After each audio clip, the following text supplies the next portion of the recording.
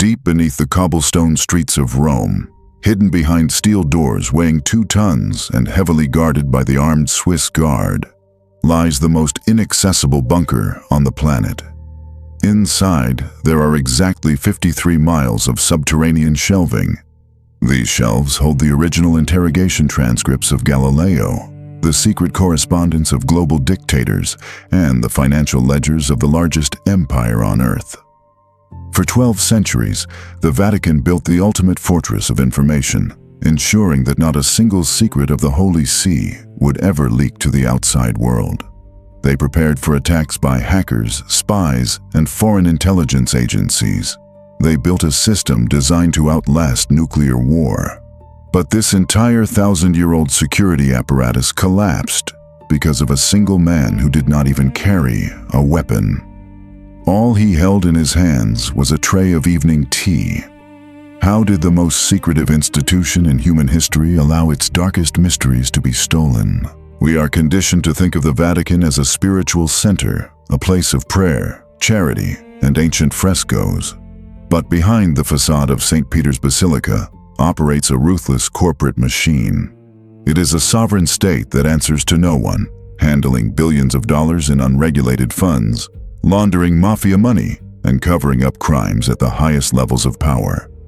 For years, nobody dared to challenge this system, because those who asked too many questions had a habit of disappearing entirely. Until 2012, when one of the Pope's most devoted servants decided he had seen enough. This is the story of how the perfect insider hacked the most guarded information prison on Earth, proving to the world that even concrete walls and holy oaths cannot contain the truth when a system rots from the inside out. To understand the sheer magnitude of the theft, you first have to understand the terrifying scale of the fortress itself. The Vatican Secret Archive is not merely a library. It is the physical embodiment of absolute, unquestionable power. For centuries, the Church amassed documents here capable of rewriting the history of entire nations. Until the late 19th century, entry was strictly forbidden to absolutely everyone except the Pope himself. Today, the security system of the archive rivals that of a high-level military black site. Simply being a brilliant academic is not enough to get you inside. Your background is scrutinized for months. If you are granted access, you must pass through multiple checkpoints manned by the Swiss Guard, surrendering all electronics, cameras, phones, and even pens. You are not allowed to simply browse the shelves or look at an index. You must request a highly specific document completely blind in advance and wait for an armed attendant to fetch it for you. You are restricted to viewing no more than 3 folders per day. The Vatican engineered a system where information is distributed in microscopic doses, deliberately stripping researchers of the ability to see the bigger picture. The subterranean bunkers are equipped with advanced climate control systems and fire suppression technology designed to preserve paper for eternity.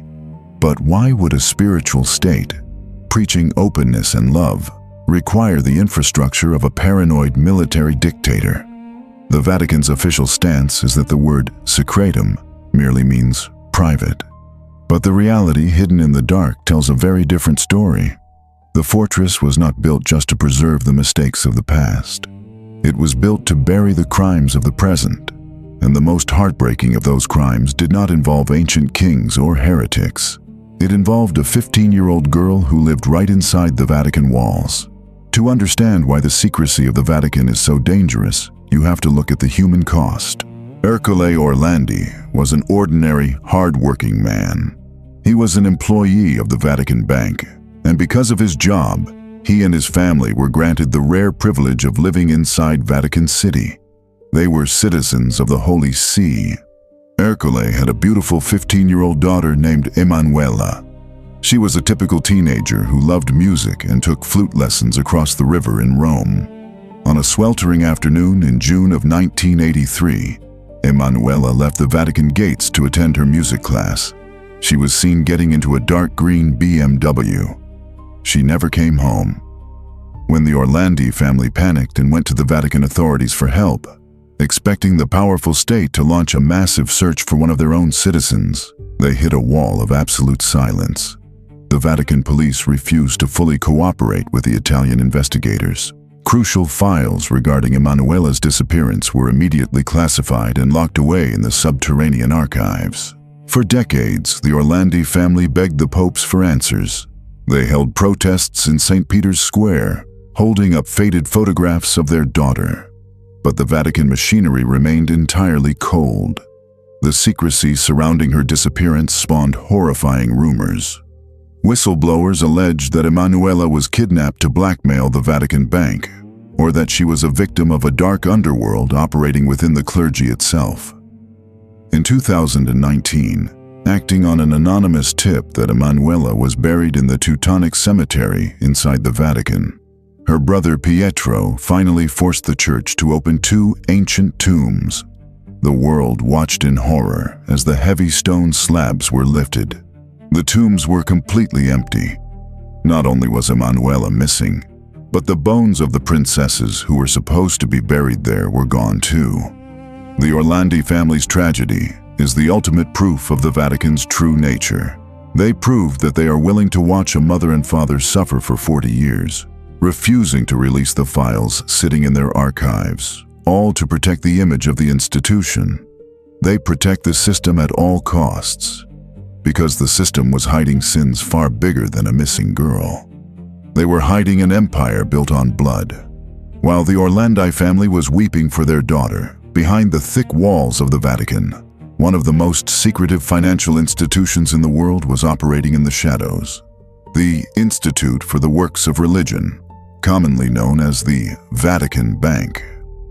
Unlike standard banks in New York or London, the Vatican Bank does not publish public audits. It answers to no international financial regulators. It allows colossal sums of money to be transferred globally with absolute, untraceable anonymity. In the 1970s and 1980s, this financial vacuum was overseen by a towering 6'3" American archbishop named Paul Marcinkus. Marcinkus was not your typical priest. He smoked heavy cigars, played ruthless games of golf, and was known to carry a loaded Magnum revolver under his clerical robes. Under his command, the Vatican Bank became the perfect washing machine for the Cosa Nostra, the Italian mafia. Marcinkus formed a tight alliance with a prominent Italian financier named Roberto Calvi, the chairman of Banco Ambrosiano, which was heavily funded by the Vatican. Together, they set up a massive network of shell companies in Panama and the Bahamas. They took millions of dollars in mafia drug money, funneled it through the Vatican Bank to cleanse it of its criminal origins, and then pushed it out into the global market. The Holy See was directly profiting from the global narcotics trade, but criminal empires always crumble. In 1982, Banco Ambrosiano collapsed with a devastating deficit of $1.3 billion. The mafia wanted their money back. The climax of this dark era arrived in the summer of 1982. In London, suspended beneath Blackfriars Bridge, Roberto Calvi was found hanged. The press had called him God's banker. His pockets were stuffed with heavy bricks and exactly $14,000 in various currencies. Calvi knew the roots of all the shadow transactions connecting the Vatican to the underworld. Officially, the authorities tried to rule it a suicide, but the world understood the grim reality. When it comes to the dirty secrets of the Holy See, witnesses do not live very long. Following the Calvi assassination, Italian prosecutors issued an arrest warrant for Archbishop Marcinkus, but he simply retreated behind the high walls of Vatican City. Because the Vatican is a sovereign nation, Italian police had no jurisdiction. Marcinkus lived safely in the Vatican for years, protected by diplomatic immunity, while the financial reports detailing the entire money laundering operation were quietly sent down into the subterranean archives, locked away in armored safes. The Vatican learned a crucial lesson from the Calvi scandal. They did not clean up the system. They simply made it much more opaque. The information dome became impenetrable. The Holy See was entirely confident in their absolute security. But they forgot the fatal flaw of any fortress: the people who already hold the keys. Paolo Gabriele was not a cardinal, a spy, an investigative journalist. or a brilliant computer hacker. He was a humble, deeply devout Catholic, a quiet father of 3 children, and he held one of the most exclusive, intimate jobs on the planet. He was the personal butler to Pope Benedict XVI. Every single morning at exactly 6:30, Gabriele entered the private quarters of the pontiff. He helped the Pope dress in his heavy ceremonial robes, served him his breakfast, stood quietly in the corner during highly confidential meetings with global leaders, and prepared his bed for the night. He was a ghost, a man nobody paid any attention to. In the Vatican, servants like him are called familiars. They are considered part of the family, invisible and presumed to be unconditionally, blindly loyal. But being invisible meant Paolo saw absolutely everything. Over the course of several years, he watched as documents landed on the pontiff's desk that made his blood run cold. These were not ancient manuscripts or theological debates. They were fresh, highly classified reports detailing rampant, ongoing corruption in the modern church. He read letters from Archbishop Carlo Maria Vigano, a high-ranking Vatican administrator who was desperately trying to blow the whistle on massively inflated Vatican contracts. Vigano wrote directly to the Pope, detailing how Vatican officials were paying contractors double or triple the actual cost for basic services, including the construction of the nativity scene in St. Peter's Square, and pocketing the difference. When Vigano tried to stop the financial bleeding, he was not rewarded. Instead, the corrupt cardinals manipulated the Pope into exiling Vigano, sending him away to the United States to silence him. Gabriele watched the highest-ranking officials of the church smile for the television cameras, preaching about poverty and humility, only to spin webs of deceit, blackmail each other, and steal millions behind closed doors. He saw an aging, exhausted Pope Benedict losing control over his own administration, effectively becoming a prisoner to the manipulative cardinals surrounding him. The butler, who had spent his entire life believing in the absolute holiness of this place, experienced a brutal psychological breakdown. The system was terminally ill. The corruption was absolute, and nobody inside the walls was willing to cure it. The archives would just continue to swallow the evidence, burying the truth exactly as they had buried the files of Emanuela Orlandi. And so, the invisible servant made a decision that would have gotten him tortured and burned at the stake in the Middle Ages. He decided to become a traitor to the state. The mechanics of this monumental act of espionage were shockingly simple.